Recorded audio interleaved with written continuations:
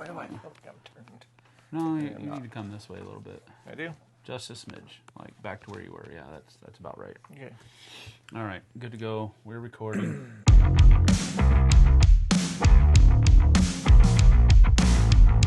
Hey everyone, welcome back to the Flipside. I'm Sam. I'm JT.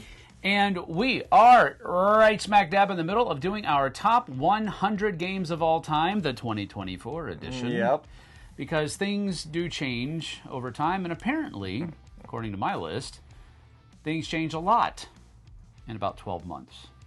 Yep. So that's what we're finding out. I have got no less than 4 new games on this segment alone.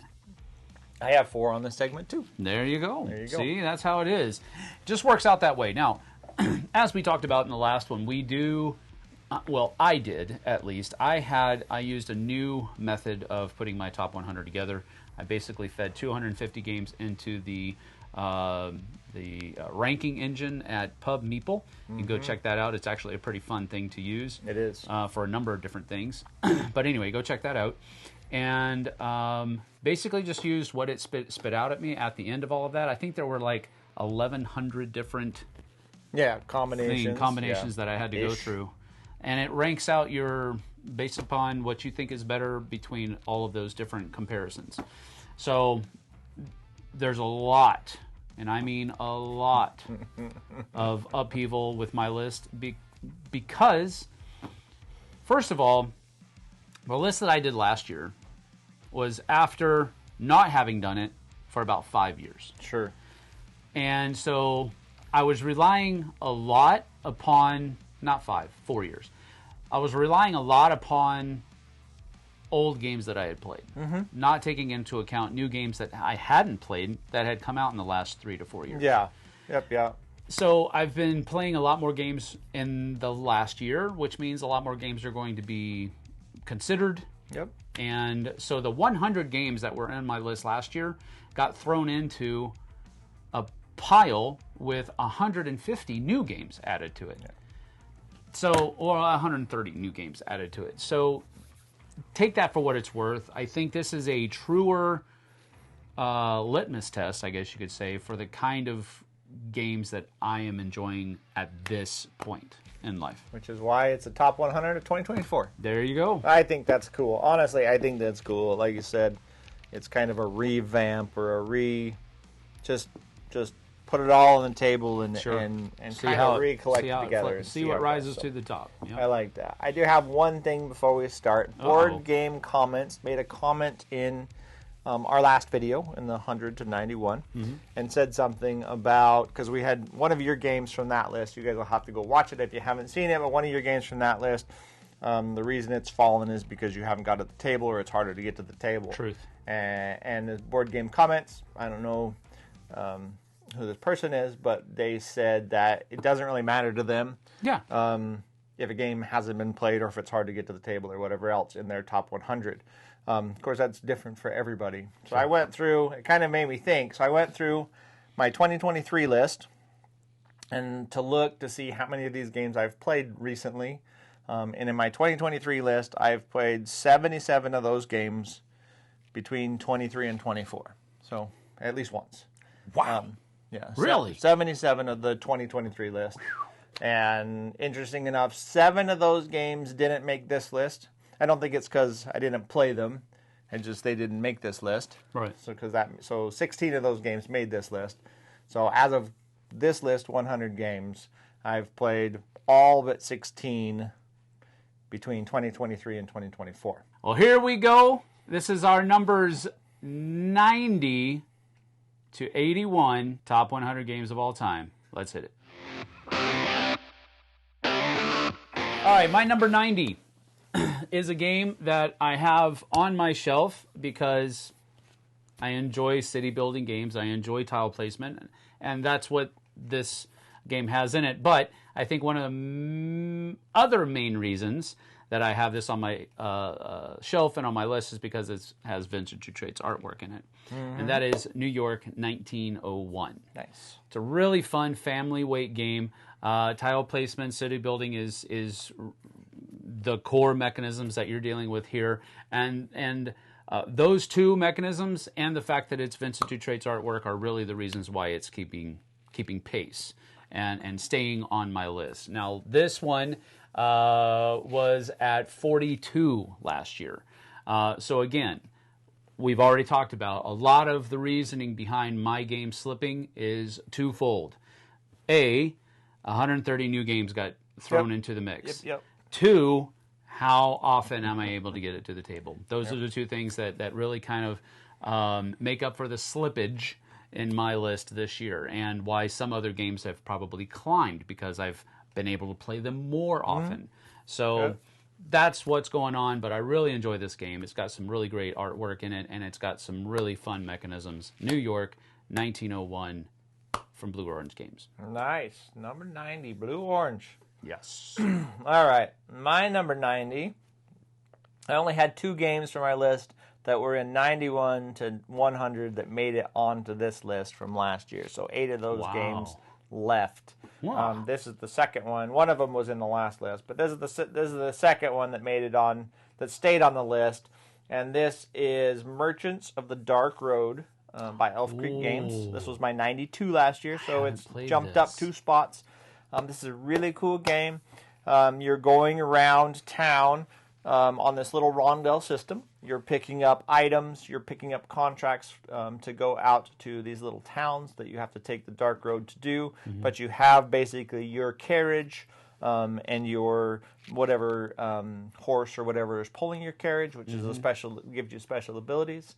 You're using this cool dice placement or dice mechanic where to pick your actions as you go around this rondel, but you're picking up items. You might be upgrading them to higher quality items. You're picking up these adventurers and travelers that want to go to these, different towns out in the darkness. And then once you're ready to go out on a caravan, you can use your lanterns and stuff like that to go to these little towns. And then when you get out there, you're getting points and rewards and money. And so you're balancing your money. You're balancing selling items to the characters, to the adventurers, to get abilities and stuff from them. But it's all about victory points in the end. Yeah. But the way that this one scores is at the end of the game, you're going to take, it's one of those games where you're going to take your money and you're going to take your prestige. And whichever one of those is the lowest amount, that's your score for the game. So you can't just spend all your money, you can't lose all your money, and you need to gain both so that you can have a good score. So it's beautiful production, absolutely gorgeous production. I have the deluxe version, and it's off the chain. That's cool. This is a really cool game. Merchants of the Dark Road. Yep. Elf Creek does really good at deluxe editions of games. Really good. All right, very cool. All right, my number 89. My number 89 was 95 last year, so this one has seen a rise. Nice. And it is because I have been able to play it more often. Part of the reason why is our... you'd think I would remember the name of my own video series. Oh. It belongs in a museum, and... Time Honored Tuesdays. Maybe if I had better pithy named series, that would. Anyway, those 2 video series that I do on the channel every week is really kind of the main reason why this one's coming back up in life a little bit. It's called Odin's Ravens. Nice. 2nd edition specifically because the Osprey Games version, I really like the artwork in it. The game that came out from Ravensburger, I think.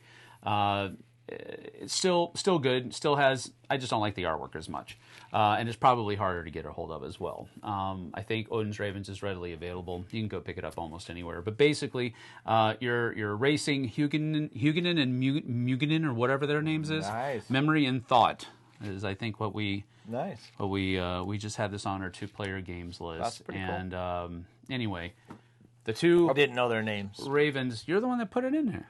I didn't put the names in. Yeah, no, I think you did. Somebody else did. Oh, okay. Wasn't me. Huh. In Anyway. the comments? Yeah, in the comments. Yeah, it wasn't me. Oh, okay. I thought it was. I'm anyway, not that smart. You're racing. You're starting at Odin. You're racing throughout Midgard, and you're trying to be the first Raven to get back to Odin. And as you're going through, you're playing cards out of your hand to traverse these different plots of land throughout Midgard. You have to match the kind of card that you play to the kind of land that you have to travel across. You also have Loki cards that are going to allow you to break the rules, allow you to add some cards to your opponent's path that you will eventually have to traverse as well, unless you've already gone over those cards. But there's a lot of different things going on there, but it's really fun.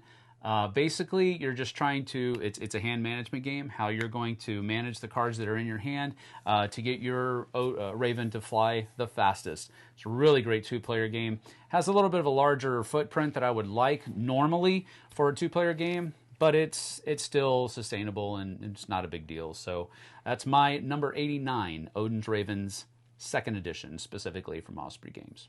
Very nice. I like the artwork in this one too. Yeah, it's really cool. Yeah, very cool.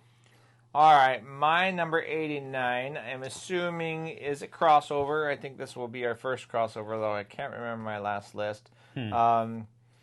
Just so we know, I didn't say this during the last list, but I do believe before I knew that you were going to change like 150 of your games, I planned on us having 17 crossovers. 17? Only 17 crossovers? That was my guess originally. Wow. So we'll see where we go. But this one's see. Probably a crossover, although maybe it just got thrown to the side with everything else that's important. No, I'm just kidding. This is Cascadia. Oh. Cascadia, is that Flat Out Games? Yes. Yeah, Flat Out Games. Cascadia is a great game where you're drafting tiles. AEG, Flat Out Games. Gotcha. Yeah. Where you're drafting tiles into onto your board or onto your play area, where you're creating these different biomes. You're adding a bunch of different animals. The animals each score differently based on location on the board, how many together, quantities, whether it's a path or they need to be separated, or they need to be like the bears where they only want to be 2 at a time in the base. But there's a lot of different scoring cards for each of the different animals too. So there's a lot of variability there in the scoring for the animals and for the puzzle you have in front of you. But you're basically drafting a tile, which is a type of biome, and you're along with or it can be multiple biomes connected together, right? But along with an animal. And there's some ways to manipulate that and everything else, but you're just creating this beautiful little scene. Yeah. And then you're scoring your animals, and you're scoring not area control, but whoever has the largest groups of different types of areas. So Cascadia is a great game. Very good. It's easy to play. It's easy to play with anybody. And it's just super fun. Expansion adds a lot of fun to it as well, but it's not necessary. But it's a cool thing. It's a cool thing. Yep. Landmarks does well. Right on. That's my number 89. It was 87 last year, so pretty much stayed in the same place. That slipped. You hate it. It did. It slipped. My number 88 is... This is interesting. I don't think I can say any longer that this is my favorite way to play Pandemic. Oh. But Pandemic Iberia. Yeah. This is my favorite... historically flavored version of Pandemic. Let's put it that way. Yep. This was number 40 last year, and it slipped to number 88. Sure, but it got beat out by something else. It might be more fun. It got beat out by someone else, by something else, and that something else I think is more fun. But anyway, it is still a very good historically founded version of Pandemic, and I think it's still very, very good. Just because a game slips on our top 100, it doesn't mean that we don't like it anymore. Sure. Yeah, of course. There's just so many different factors that go into how we rank these things. It's still our top 100 games of all time. So many really good games didn't even make the list. So. Exactly. Didn't make the list. I mean, I've got 150 more games that I would readily play at almost any given moment. Yep. So it's still a really fun game, still really high on our list, specifically, comparatively speaking. But I do enjoy this one. It's one of the ones that I enjoy the most as far as Pandemic is concerned.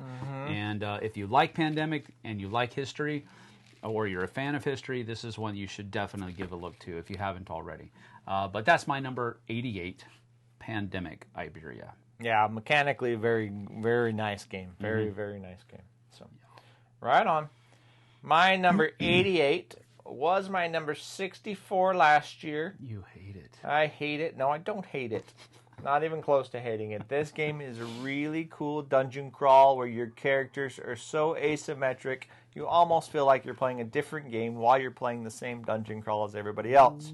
And this is called Massive Darkness 2 Hellscape. So low. In this game, you're playing, you're as a company, as a party, you're going through this dungeon to do whatever special thing you need to do in this in a particular scenario. But you're going to doors, you're checking out what's inside rooms, you're finding items and stuff like that to upgrade your character. But each of your characters are completely different. To where the rogue, if you're playing the rogue, you have a bag building mechanism that you're using for your action selection, and if you're playing the ranger, you have a almost push your luck deck type of scenario where you're pulling these cards and trying to get as close to 7 arrows in the deck as possible so you can do more damage. But if you go over, then you lose. And the paladins have these auras, and they just all have completely different mechanisms for the characters. The characters are really, really cool. There are really good. It's definitely a dice chucker. There's a lot of dice. You're adding in, anytime you do it, you're adding in the defensive dice of the monster, your attack dice, and whatever else, and then you're rolling this pile of dice to do it, which is a lot of fun. And they have a really cool system in there where there are these door cards, and anytime you open a door, you have to pull a door card, which is almost an event card, but it will modify maybe what's inside the room or whatever else based on this deck, which is also a really cool thing. Yeah. And then you're collecting a bunch of equipment and being really cool adventurers on your way through these dungeons. So it's a really fun game. It's a really cool, unique type of character system, and this is a really great game, Massive Darkness 2. Yep. That's cool. So, that's a great game. And it was my 64 last time, if I didn't tell you that. Oh, yeah, you told me I hated it already. You hate it now. Yep. Well, now I hate it.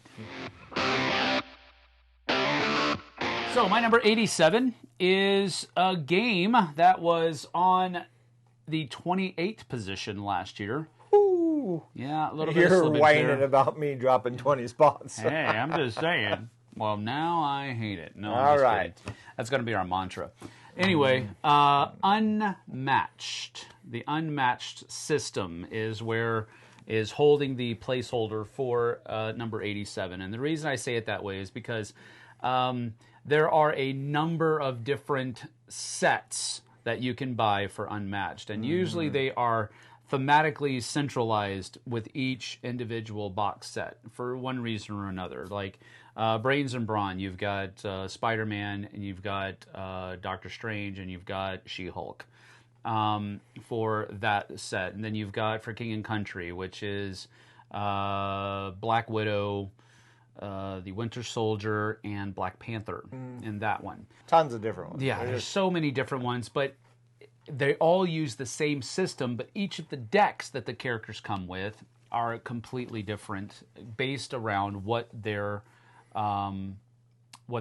character or who their character is and the special abilities that the character has. But the general system is actually based on a game called Epic Duels, Star Wars Epic Duels, from a while ago.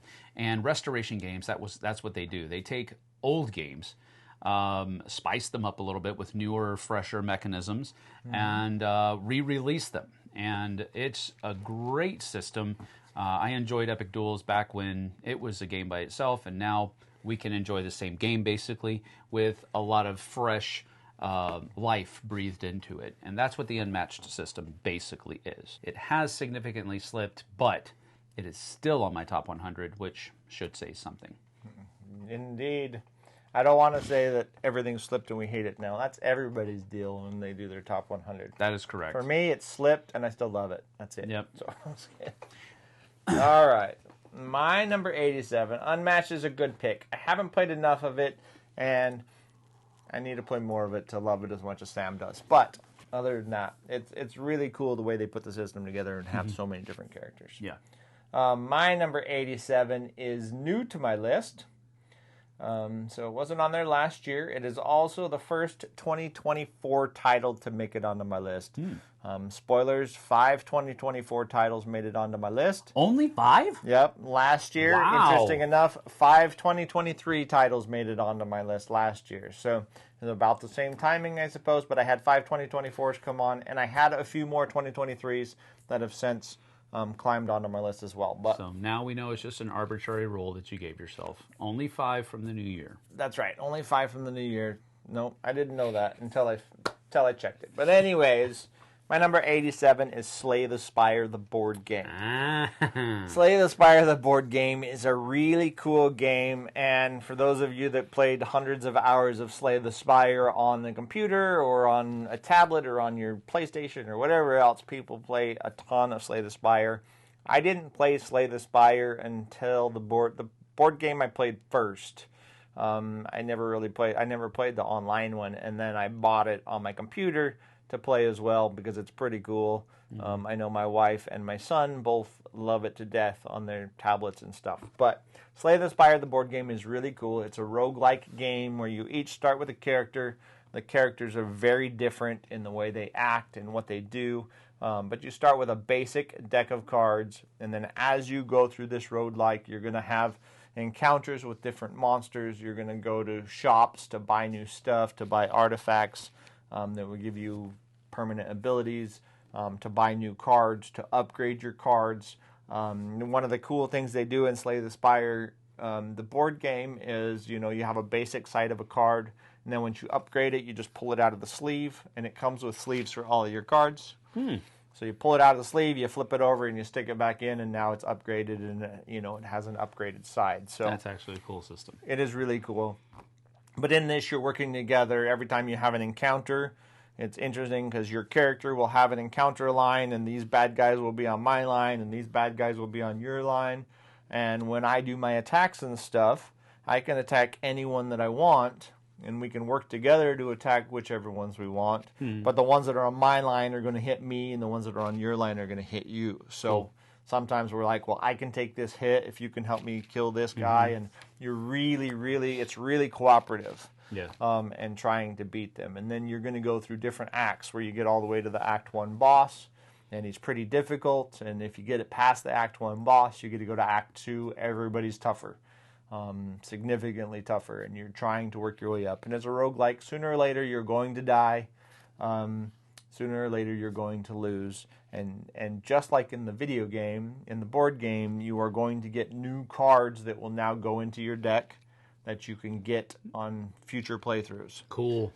So it's really neat. It is a really neat system. I think they did a really good job. Like I said, I played this first before the video game, but I understand the port over. I think they did a really good job with that and making it co-op. So That's cool. So that's my number 87, Slay the Spire.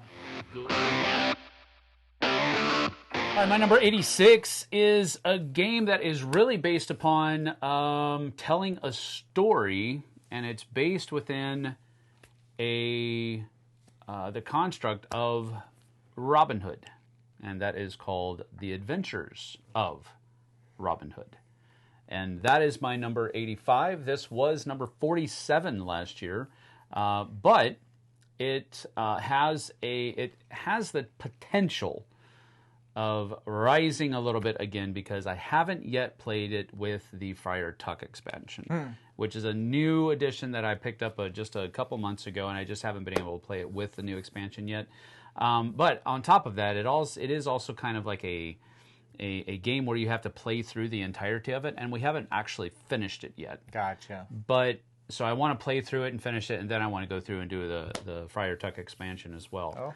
So I do still want to play this game, and it is one that is still on my shelves, and it is still one that I'm going to be playing, but it has slipped considerably because of the infusion of 130 new games. But this is still a great game. It's a great thematic game.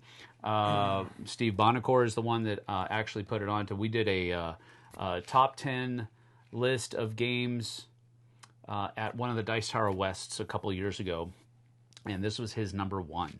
Oh. I think it was Eminent Domain, not Eminent Domain, but the one where you don't have to pay anything to use the IP anymore. Oh, gotcha. It was that kind of list where titles that are based on you don't have to pay for the IP anymore. Gotcha. I can't remember what you call it, but anyway, this was his number one, and I was like, wow, I guess I better check that game out. I actually walked over to the convention hall, bought it, took it home from Dice Tower West that year, and we've really enjoyed it ever since. So that's my number 86, The Adventures of Robin Hood. Nice. My number 86, slid from 79, so pretty much in the exact same spot as it was last year. This is a really great little game. I don't know if I'll ever... I mean, I guess it could slide off my list someday, but I really love this game, and it's called Hive. In Hive, you have a bunch of tiles that are little... Chunky. They're chunky tiles, beautiful little hexagonal tiles that all have different kinds of insects on them. And if you want to call this insect chess, you could call it insect chess. I don't know what you do, but you create a hive between the other person's tiles and your tiles. And basically the way you start is you play out 4 tiles, and within those 4 tiles you have to place your bee, which is your queen. And the whole goal of the rest of the game is to surround the other person's queen. So on your turn, you can either place a new tile out, or you can move one of your tiles that's already out there based on how they move. Like if it's an ant and he can run all the way around the outside of the hive to any location, because ants are fast and that's what they do. They run all over the place. If it's a grasshopper, they're jumping over a row of tiles and landing on the opposite side. If it's a spider, he just moves kind of slow. He moves 3 around the outside, but there's a whole bunch of different creatures, and what you're trying to do is surround the other person's bee, and as soon as the other bee is surrounded, then you win the game. And it doesn't matter if it's surrounded by your tiles or their tiles, then you win the game. But there's only a couple of rules. You can never break the hive, like you can't break it into 2, so it always has to stay connected. And you can't put a tile into a spot that won't naturally slip into the spot, on the table, right? You can't push tiles apart to make something fit in. Right. Other than that, you're really just taking turns moving your bugs around. You can't drop it in either. It has to be able to slide in. Yep, and you can't pull things out of the middle. So, but it's a really, really cool game. You can take it anywhere. I have Hive Pocket, which just comes in a little bag. That I could legitimately put in the front pocket of my trousers or whatever else and take it with me. But this is a really fun game. You use the word trousers. I use trousers, my pants, whatever. Slacks, whatever. Jeans, man. Jeans. All right. But anyway. I've never seen you wear slacks. Shorts. That's true. I wear slacks once every 3 years. That's guaranteed. My number 85 is a newcomer to the list. Nice. And its predecessor wasn't on my top 100 last year, but for some reason I thought it was, because I do enjoy that game, but I've never enjoyed it enough, apparently, for it to be on my top 100 games. Okay. My number 85 is Wyrmspan. Nice. I really do enjoy this game better than Wingspan. It's got more going for it than Wingspan did, if only talking about a cooler theme. Well, much more than that, but the theme is cooler. Yes. The cooler theme is really what brings it to the forefront for me. That's nice. I do enjoy it a lot better than, a game about birds doesn't excite me at all. I liked it. I think it was a great design, but it's like, I don't care if I play this game ever again because of the theme. The theme just didn't grab me. With Wyrmspan, you're talking about dragons.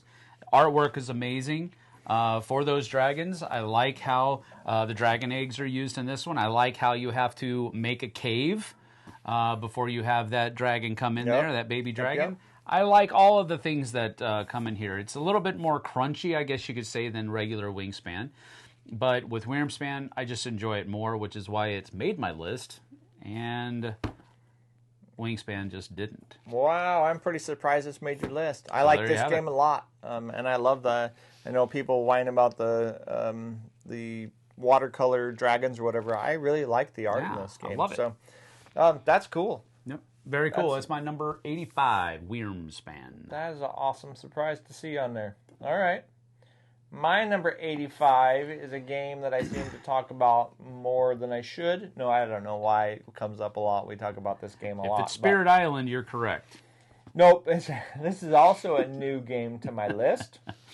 And I think that this is a 2023 game. I think I probably played it before we did our 2023, or maybe while we were doing our 2023 list last year, it kind of fell in that range. So I may not have played it enough at that point in time. Yeah. But this is Resident Evil, the board game. And for some reason, and we've had a couple of lists and stuff like that we've talked about lately, but I really like this board game. I really like the feeling. This is a dungeon crawl, basically, in the Resident Evil universe, where you're going through, trying to complete whatever the scenario is on the board, and you're doing it in that survival horror kind of, theme in that Resident Evil theme, where you're going through rooms and you're trying to find keys and you're trying to do this and you're trying to do that, but you only have a few bullets in your gun and you can't find any more, and you got 2 zombies chasing you, so you got to get out and try to slam the door on them, before they come in, and then you walk by this one and you think it's dead, and the next thing you know, it stands up and starts coming after you. There's all these kind of things.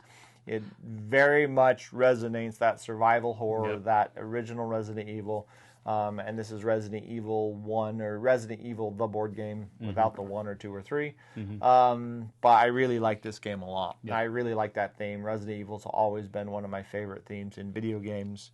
And even the movies. I like the movies too. So it's just a theme I love, and the mechanics of this game are really fun. That's cool. That's a great pick. I don't think I've ever played it, but I know you talk a lot about it. I like it. And a lot of people have a lot of good things to say about it. So it's one I think I would enjoy. If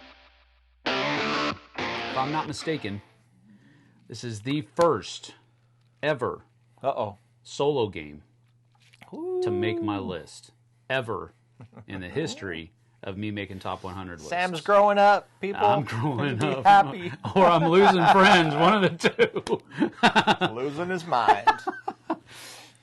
This is called Final Girl from Van Ryder Games. This is an amazing experience, and this is one, I will say this is the one game that changed my mind about solo gaming. Yeah. I really kind of didn't see how a solo experience could be such a thematic thing. Because a lot of the times, for me at least, how well the theme is implemented is how well we can interact around the table within that theme. This one, you're not interacting with anybody. It's just you and the game, and you're trying to beat the bad guy that's chasing you around, trying to knock you out.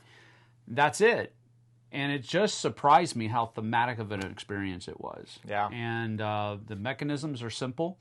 The how each game plays out is different. Yeah. Depending upon what module you're playing, and it really kind of changed my mind on whether or not I could enjoy solo games.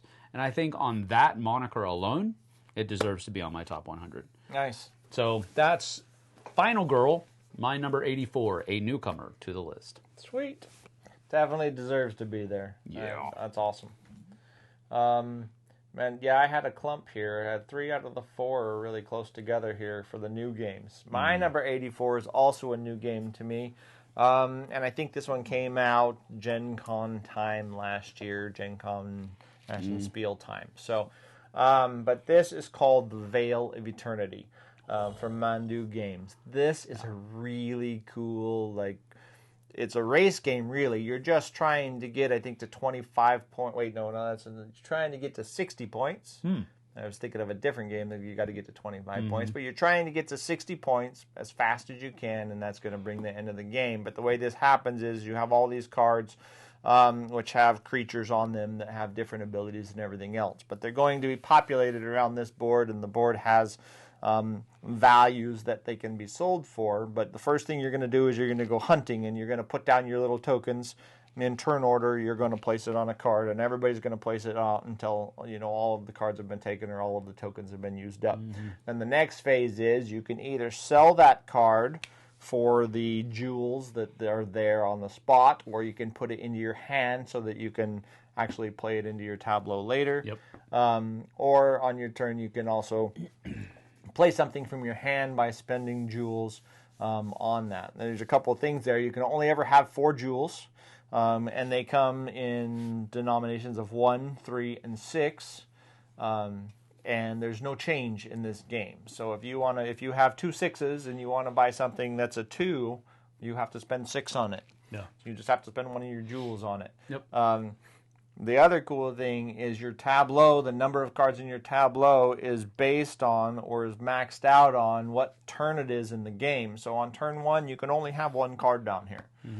Turn 2, you can have 2, and so on and so forth. So you're trying to strategically place those there and keep what's in your hand and sell what's on the board so you have the right amount of jewels. And there's this cool little engine that you build. Once you're done playing cards and paying for them, then you're basically, everybody's going to run their engine, which will give them points or give them more jewels or something else. Yep. And then you go to the bidding phase again. So you're going to bid in the hunting phase, then you're going to play out your cards, and then you're going to run your engine. And you're going to do that until somebody hits 60 points, which is pretty quick, actually. Usually it can be turn 6, turn 7, turn 5. It can move pretty fast. But this is a really cool game, really great artwork. I really like the Veil of Eternity. This is a cool game. I've been able to play that a couple of times at Dice Tower West this year, I believe, and really enjoyed it. Yeah, really enjoyed it. Really it has neat. a lot of neat things going on in it. 83 is a newcomer to the list. This one is from Board and Dice called Origins First Builders.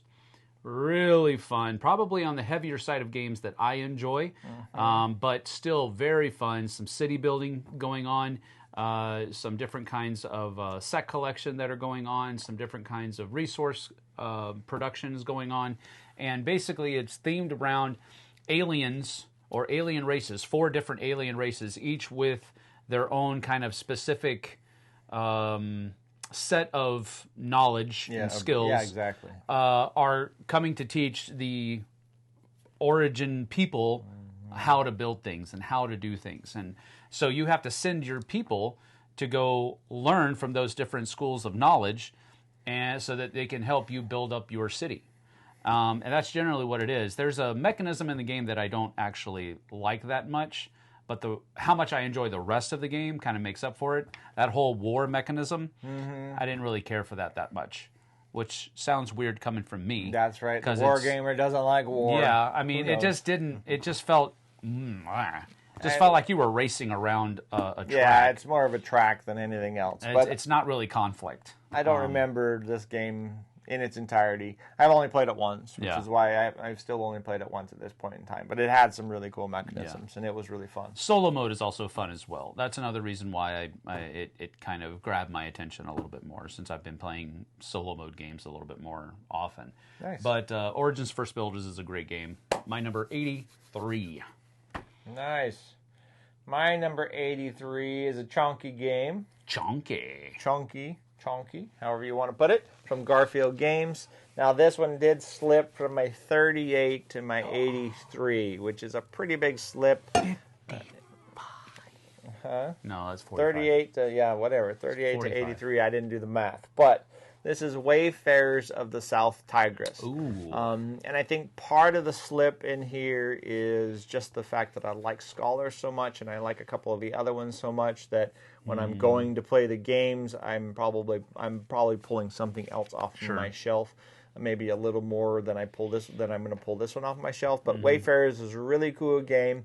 It's quite multiplayer solitaire in the way that it plays, but you are basically cartographers or astronomers or however you want to put it, and you're trying to map the areas around Baghdad. You start with Baghdad, which is just basically, a central location with worker placement spots, and then you're going to build out the land and the sea. You're basically exploring the land and the sea around that, and then the sky above, and you're creating this tableau that creates this nice little... How are you exploring the sky above?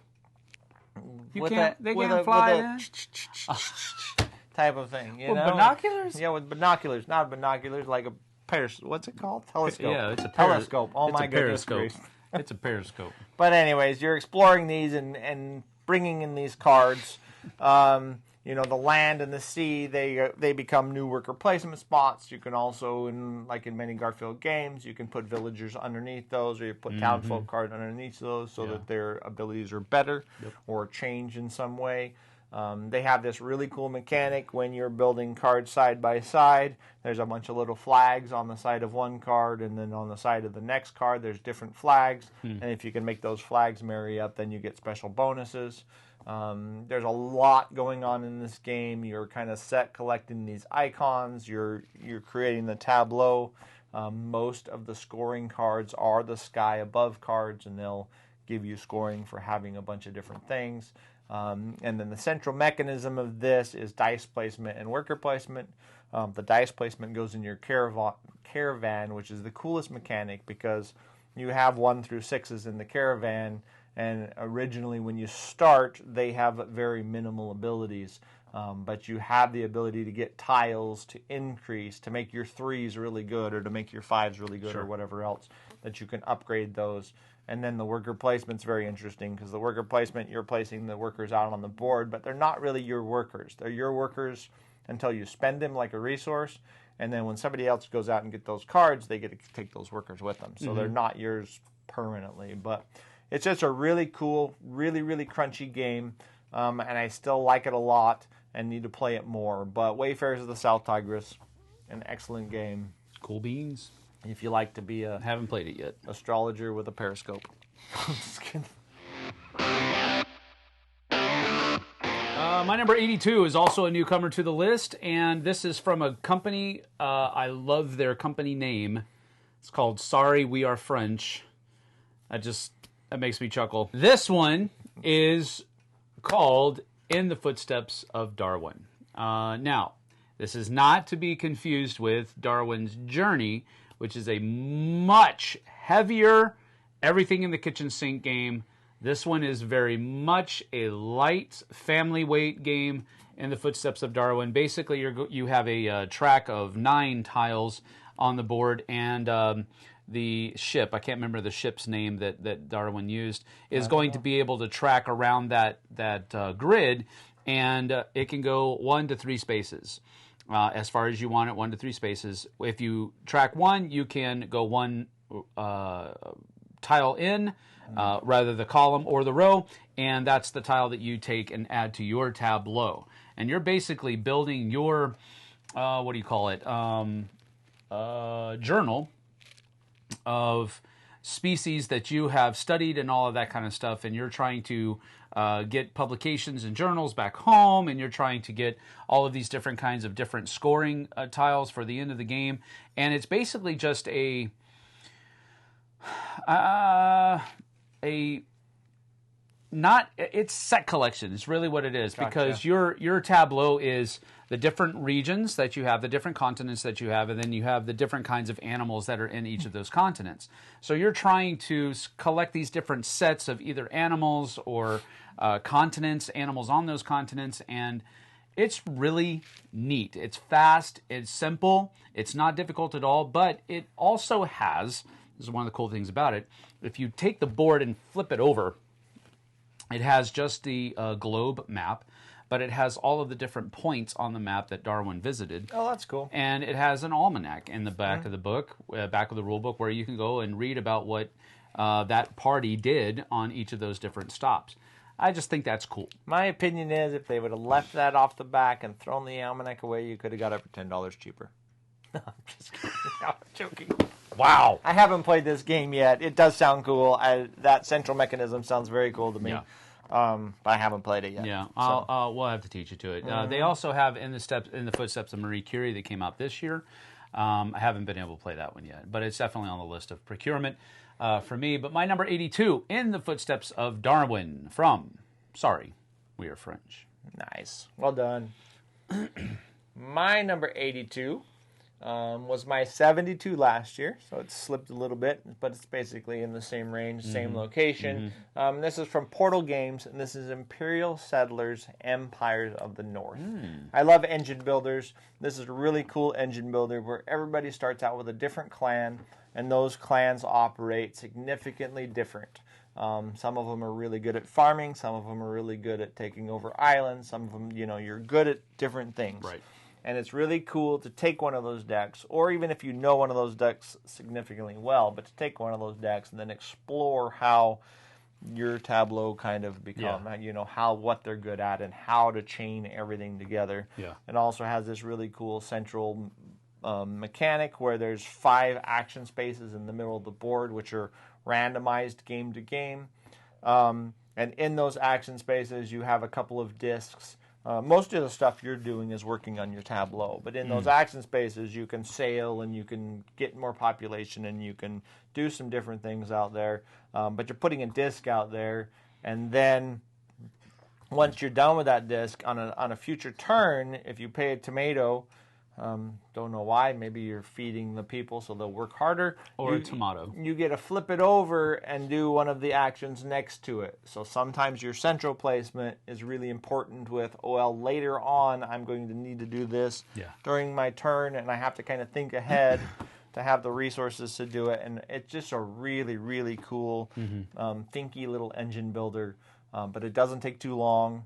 All of the clans are really cool and really different. Yeah. So it's just a really fun little game. Yep. Imperial Settlers, generally speaking, is fun, but I think this one's a little bit different than it is a little bit different than the original Imperial Settlers, but it's in the same family of games. Yep. Same idea that's going on, but I really enjoy it too. I really like this game.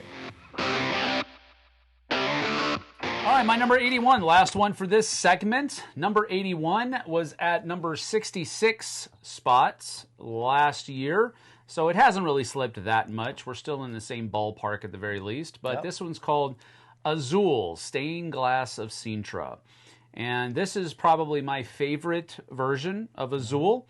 I didn't like the original as much. This one came out second, and I really kind of latched onto it. I liked the columns a little bit better than the original, and it just kind of resonated with me a little bit more, I guess.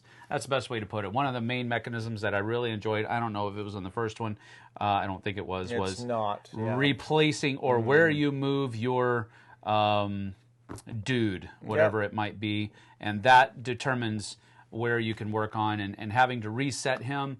I really enjoyed that mechanism, and that for a couple of different reasons. The first reason is that gave you kind of like a pass.